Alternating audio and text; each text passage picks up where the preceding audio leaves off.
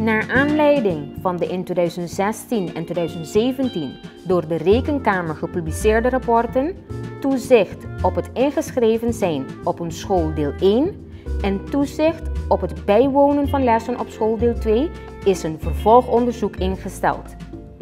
Het doel is om vast te stellen of de toen geconstateerde tekortkomingen zijn opgelost. De centrale onderzoeksvraag is: zijn de tekortkomingen over het toezicht op de leerplicht die gesignaleerd zijn door de Rekenkamer in haar 2 eerder uitgebrachte rapporten opgelost? Om antwoord te kunnen geven op deze vraag heeft de Rekenkamer allereerst de tekortkomingen volgens deze rapporten geïnventariseerd. Het gaat om 26 tekortkomingen en deze zijn onderverdeeld in de volgende 4 categorieën: effectief kader, effectieve structuur en middelen, effectieve uitvoering van het toezicht, effectief inzicht op de toezichtkosten en effectieve verantwoording. Van deze 26 tekortkomingen zijn 2 opgelost, 4 deels opgelost en 20 nog niet opgelost. Een voorbeeld van een tekortkoming die is opgelost: er ontbreekt aan instructies over de werkwijze voor de leerplichtambtenaren en de overige medewerkers.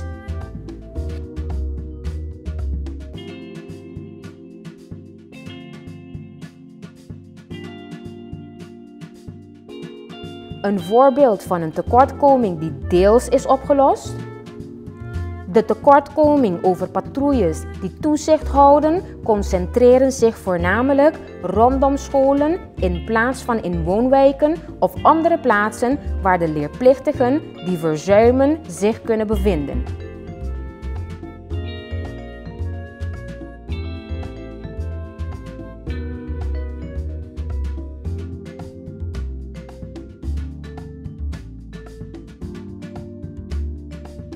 Een voorbeeld van een tekortkoming die nog steeds niet is opgelost: er is slechts 1 leerplichtambtenaar die zich bijna voltijds bezighoudt met het toezicht op de leerplicht, terwijl een andere leerplichtambtenaar zich gedeeltelijk daarmee bezighoudt.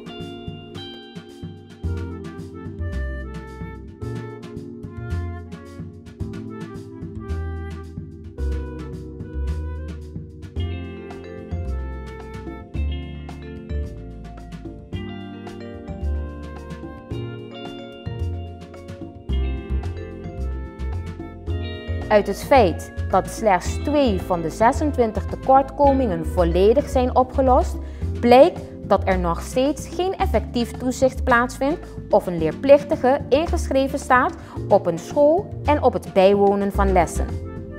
Wil je meer weten over deze onderzoeken? Lees dan de rapporten op www.arc.cw.